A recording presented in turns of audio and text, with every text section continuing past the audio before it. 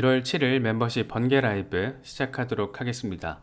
비트코인의 흐름이 참 재미있죠. 재미있지만 이 저점을 조금씩 높여가려는 모습도 단기적으로는 포착이 되고 있습니다. 그렇게 지금 44,000달러 지지 테스트를 지속을 하고 있는 그런 상황입니다.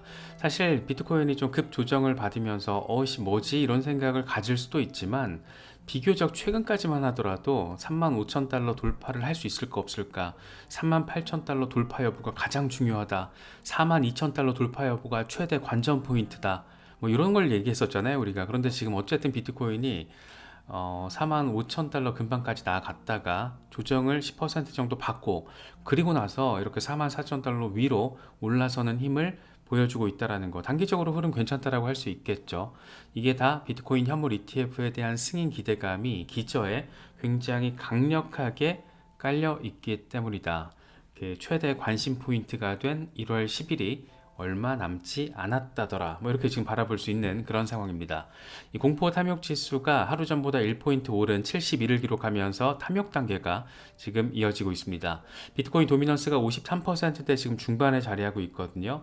지금 아마 비트코인 현물 ETF가 승인되고 그 직후 급등세가 나올 때까지는 도미넌스가 더 높아지겠죠. 그러다가 저항 맞고 도미넌스 빠지고 비트코인 차익 실현 매물 나오면서 자연스럽게 알트코인들로 자금이 유입되는 알트 시즌의 시작점이 될 수 있는 하나의 지표로서 가장 직접적으로 보여주게 될 게 비트코인 도미넌스가 될 거예요. 그래서 비트코인 도미넌스가 어떤 흐름을 보이고 저항맞고 떨어지는지, 그게 또 비트코인 현물 ETF 승인 이후에 굉장히 큰 관심 포인트가 될 겁니다. 매튜 하일랜드가 되게 재밌는 얘기를 하더라고요. 이게 지금 비트코인 3데이 차트인데 ETF 데드라인 1월 10일까지 이 3데이 캔들 하나만 더, 한 개, 그렇잖아요. 이제 3일 남았으니까 한 개만 더 남아있는 상황이다. 그런 재밌는 거는 대칭 삼각 패턴이 지금 형성이 되고 있죠. 남은 하나가 딱 이제 ETF 데드라인, 현지 시간으로 1월 10일에 지금 만들어지는 건데, 그때 뿅 하고 올라서는 상황, 뿅 하고 어디까지? 한 5만 달러 정도까지 뿅 하고 올라서는 상황을 우리가 지금 기대를 하고 있는 거잖아요. 그런데 재미있게도 흥미롭게도 이 3데이 차트에서 최근 삼각 패턴이 이렇게 예쁘게 잘 형성되고 있다라는 거, 다행스럽게도 지금은 44,000달러 위에서 지지 테스트를 진행하고 있다라는 점, 흐름 자체가 어떻다? 상당히 긍정적으로 바라볼 수 있는 그런 상황이다. 뭐 이렇게 좀 정리를 할 수 있을 것 같습니다. 렉트 캐피탈 같은 경우에도 긍정적으로 바라보고 있어요. 이게 지금 데일리 차트인데 지금 상단 저항을 비트코인이 성공적으로 돌파 리테스트를 진행을 했다. 그래서 기술적인 관점에서 비트코인은 추세를 지속할 수 있는 위치에 있다. 그래서 지금 45,500달러 부근까지 충분히 더 10% 수준의 반등 보일 수 있다라는 점을 이야기하고 있습니다. 지금 재밌는 게 기관들로서는 할 수 있는 일들을 다 했어요. 신청 기관들은 SEC가 요구하는 모든 사항에 있어서 최종 절차까지 다 진행을 했고, 지금 SEC 이제 최종 심사 결과만 남겨두고 있는 상황입니다. 정식 심사 요청 수정안, 이른바 19B4 이 서류까지 모두 제출이 됐고, 이렇게 남은 거는 이제 1월 10일로 예상이 되고 있는 SEC의 최종 결정, 과연 일괄 승인이 될 것인가, 일부 승인이 되고 일부는 거부가 될 것인가, 아니면 일괄 거부가 될 것인가, 이게 지금 굉장한 관심 포인트가 된 상황입니다. 블룸버그 같은 경우에는 여러 가지 긍정적인 부분에 대해서 여러 가지 기사들을 지금 이야기하고 있고, 블룸버그의 ETF 애널리스트 2명도 열심히 지금 이빨을 털어대고 있습니다. 다 긍정적인 부분이에요. 먼저 블룸버그는 SEC가 현물 ETF 신청과 관련해서 더 이상의 피드백이 없었다라는 이 업계 관계자 멘트를 인용해서 보도를 했어요. 그러니까 신청 기관들이 서류를 신청했을 때 이것에 대해서 질의응답이 없었다라는 거예요. 그냥 서류 접수만 했다라는 겁니다. 그래서 이제 서류가 모두 통과가 되면 ETF는 다음 영업일부터 거래가 가능하다. 뭐 이렇게까지 지금 이야기를 하고 있습니다. 블랙록 같은 경우에 상당히 상징적인 의미 있는 액션을 지금 보여주고 있죠. 이 1,000만 달러 규모의 비트코인 매수에 이제 착수를 했다. 보도대로라면 1월 5일에 지금 착수를 했다라고 전해지고 있는데, 원래 이거는 사실 12월 29일 최종 ETF 신청서 S1 수정안을 제출할 때 1월 3일에 1,000만 달러 규모의 비트코인 이 초기 확보에 나서겠다. 이게 기존에 말했던 것에 비해서 10배에 해당하는 확장된 수치다. 이게 관심사였거든요. 근데 그게 지금 1월 5일로 연기가 됐다. 모든 절차를 마무리하고 19B4까지 제출을 하고 나서 이제 매집을 시작하게 됐다. 뭐 이렇게 지금 보도가 나오고 있는 건데, 그런데 지금 이미 1월 5일은 지났습니다. 그래서 이런 것들이 지금 비트코인을 44,000달러 위에 자리하게끔 만드는 가장 큰 재료로서 역할을 해주고 있다라고 바라볼 수 있지 않나 생각이 듭니다. 물론 블랙록이 이렇게 대규모 비트코인을 매집한다라는 것은 거래소를 통해서 매집한다라기보다 이제 OTC 마켓에서 매집을 하거나 아니면 채굴자들이랑 이제 직거래를 하는 거겠죠. 그래서 가격에 직접적으로 완방 그냥 한 방 빵빵빵빵 이렇게 영향을 미치진 않고, 블랙록이 움직였다라는 그 자체가 지금 거래소 시세에 상승 압력을 주고 있는 것이다. 뭐 이렇게 좀 해석을 할 수 있을 것 같습니다. 재밌는 게 블랙록이 이제 비트코인 현물 ETF가 승인이 되면 그리고 나서 바로 곧장 추가할 수 있는 20만 달러 규모의 자본을 추가로 확보했다라는 소식. 이게 지금 팩트가 명확하진 않아요. 명확하진 않은데 바네크의 책임자가 업계 관계자를 통해서 들은 내용이다라고, 이런 내용이 있다라고 더블록의 편집장이 얘기를 한 거예요. 그래서 하는 말이 사실 여부 보장은 불가한데 이런 얘기 들었어. 근데 이게 20만 달러라는 게 간단치가 않은 숫자다 보니까 지금 관심도가 높은 거예요. 그래서 에릭 발추나스 같은 경우에는 나는 지금 이 소식에 대해서는 들어본 적이 없는데 이게 진짜 사실이라면 20억 달러라는 거는 ETF와 관련된 모든 기록, 그러니까 첫 주의 거래 기록, 거래 볼륨, 자본 투입량 이런 것들 모든 기록들을 다 경신할 수 있는 규모다. 다시 말해서 지금 블랙록과 관련된 움직임들, 이게 팩트 사실이라면 지금 미국에서 ETF 역사와 관련된 모든 기록들을 이번에 비트코인 현물 ETF가 갈아치울 수 있다는 얘기를 하고 있는 거예요. 굉장히 큰 거죠.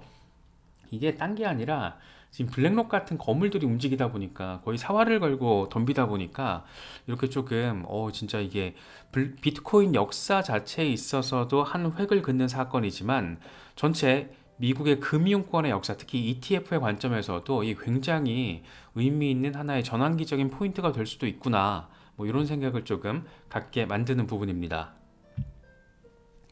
찰스 가스파리노가 이런 얘기를 해요. 지금 블랙록이 수요일에 비트코인 현물 ETF 승인을 기대하고 있다. 와, 이 정도 들으면 이제 게임 끝났구나라고 느껴지죠. 그러면서 세계에서 가장 인기 있는 코인이 주식시장에서 거래되는 최초 사례가 될 것이다. 뭐 이렇게 얘기를 하고 있습니다. 근데 이 말이 어디서 나오냐, 맥락적으로 좀 재밌는데 이게 의미가 있어요.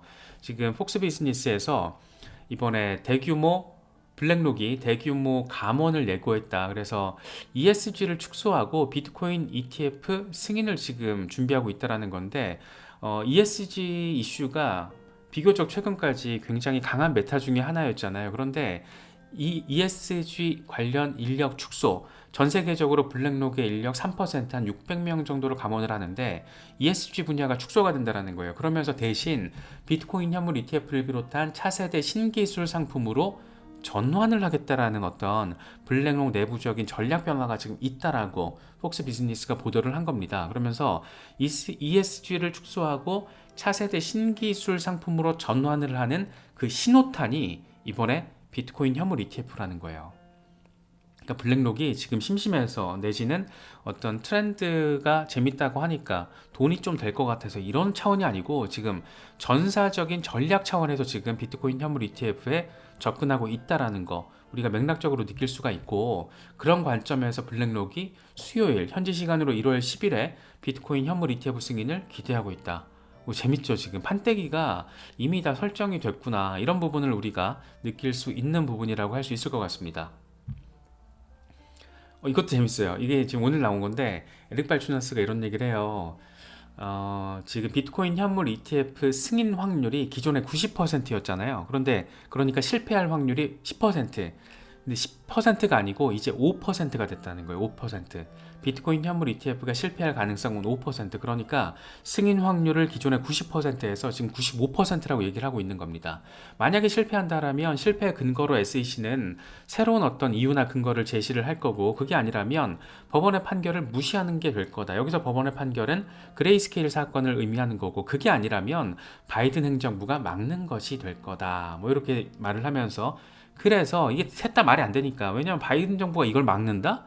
이거 지금 대선 앞두고 그냥 자폭하는 거죠. 그래서 이런 가능성이 다 세 가지가 다 가능성이 낮기 때문에 승인 확률 95%, 다시 말해서 실패 확률이 기존의 10%에서 5%로 다운이 될 거다, 됐다, 이렇게 표현을 하면서 이번 주에 승인이 예상된다, 뭐 이렇게까지 이야기를 하고 있습니다. 뭐 이런 거 보면 승인 안 되는 게 이제 좀 이상할 것 같잖아요, 분위기가. 그래서 괜히 진짜 승인 되려나 보다 이런 생각이 드는데, 언제나 그렇듯 문제는 세상에 100%라는 건 없기 때문에, 인간사회, 세상사에 100%라는 걸 보장할 수 있는 거는 그 무엇도 없다라는 거. 그런 차원에서 생각을 하면 조금 약간 긴장이 되긴 하는데, 이런 어떤 맥락적인 차원에서 지금 바라보면 이건 진짜 승인 된 거 아니야? 뭐 이런 생각이 들기도 하고, 좀 여러 가지 긍정적인 기대감을 갖게 만드는 그런 소식들, 그런 전망들이 지금 이어지고 있는 그런 상황입니다. 스칸멜커도 똑같은 얘기예요. 지금 소문은 무성하다. 그런데 ETF 승인 얘기는 내가 지금 여러 번 들었고, 발행사들은 이걸 이미 알고 다음 주, 그러니까 이번 주죠, 이번 주에 준비를 하고 있다. 그럼에도 불구하고 소문은 사방에서 무성하다. 어떤 소문? 비트코인 현물 ETF가 거부될 거라는 소문. 이게 매트릭스 포트 리포트 때문에 이런 소문이 더 악화됐는데, 매트릭스 리포트만 거의 뭐 지금 바보된 상황이죠. 그래서 더블록이 이런 보도를 했습니다. 신청 기관들은 SEC의 우려를 상당 부분 해결을 했다. 그래서 다시 말해서 매트릭스 포트의 리포트 내용을 전면적으로 부인하고 있다, 이런 얘기를 하고 있는 거고, 그레이스케일이 특히 SEC의 요구에 있어서 반대 의견을 제시했다라는 거잖아요. 그러니까 SEC는 현물로 거래를 하라는 거고, 기관들은 현금으로 하겠다라는 건데, 제가 지금 거꾸로 말씀드렸죠. 현금으로 SEC가 하라는 거고, 기관들은 현물로 하겠다라는 건데, 현물로 거래를 하게 되면 비트코인의 변동성에 ETF 가격이 영향을 받을 수 있기 때문에 현물 안 돼, 현금으로 해, SEC가 요구를 했던 거고, 결국에는 그레이스케일이 이렇게 개기긴 했지만 결국에 모두 다 SEC 요구사항을 받아들였고, 그레이스케일 역시 최종적으로 수용을 했죠. 여기서 재밌는 건 전 이거였어요. AP가 이번에 공개가 됐잖아요. 그러니까 블랙로 비트코인 현물 ETF 같은 경우에는 AP 판매 대행사가 JP모건과 제인 스트리트로 선정이 됐고, 지금 그레이스케일 같은 경우에는 골드만삭스가 AP로 참여할지를 논의하고 있다라고 전해지고 있습니다. 그런데 이게 공개가 된 게 사실 ETF가 승인 나기 전에 이런 과정 속에서 공개가 된 게 이례적이라는 거죠. 그래서 이게 재밌는 건 SEC의 요청에 따라서 이게 공개가 됐다는 겁니다. 그럼 우리는 생각하게 되죠. 이건 뭘까 또? 얘들은 또 왜 이걸 또 이례적으로 사전에 공개를 하라고 한 것일까? 재밌는 겁니다. 그런데 AP 면면을 보니까 JP모건, 골드만삭스, 모건 스탠리는 유럽 오퍼튜니티 펀드에서 그 케이맨 제도 자회사를 통해서 오퍼튜니티 펀드의 25%에 해당하는 분량을 GBTC에 투자할 수 있게끔 문을 이미 열어놨잖아요. 그게 10월 31일 날짜거든요. 근데 GBTC가 비트코인 현물 ETF로 전환이 되잖아요. 그러니까 모건 스탠리 같은 경우에도 이미 사전에 비트코인 현물 ETF에 투자할 수 있는 구멍을 지금 만들어 놓은 겁니다. 케이맨 제도에 있는 자회사를 통해서. 다시 말해서 미국 전체 시장의 미국 전체 시장의 ETF AP의 70% 비중을 차지하고 있는 JP모건, 골드만삭스, 모건 스탠리, 이 3대 금융 기업이 비트코인 현물 ETF 이슈에 직접적으로 지금 달려들고 있는 거예요. 특히 JP모건과 골드만삭스는 비트코인 현물 ETF의 AP로서 지금 이름이 거론되고 있고, JP모건은 확정, 누구랑? 블랙록이랑. 이걸 어떻게 봐야 될 것인가?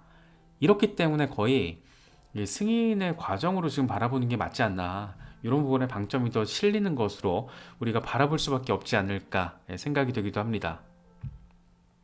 네트 제라시 ETF 스토어 CEO인데 이런 얘기를 해요. 이 비트코인 현물 ETF는 ETF와 관련해서 이전의 모든 기록을 뛰어넘을 것으로 전망이 된다. 이번 주에 이제 승인이 되고 20억 달러 블랙록이 투입을 하면 모든 기록을 다 깨부술 거라고 에릭 발추나스랑 얘기한 거라 거의 이제 같은 맥락인 거죠. 그러면서 하는 얘기가 이 말이 저는 재밌었어요. 이 블랙록과 피델리티를 비롯한 이런 대형 자산 운용사들은 사소한 기회를 쫓는 사업은 하지 않는다. 예, 요렇다라는 거죠. 요게 지금 핵심인 것 같아요. 그래서 요런 측면에서 바라보면 지금 블랙록과 피델리티 뭐 이런 대규모의 대형 자산 운용사들이 할 일이 없어서 심심해서 아니면 비트코인이 재밌어서 이런 취지가 아니고 이거는 산업 분야에 대한 어떤 이 트랜지션의 관점으로 바라보는 게 조금 더 적절하지 않나, 예, 그런 생각이 듭니다.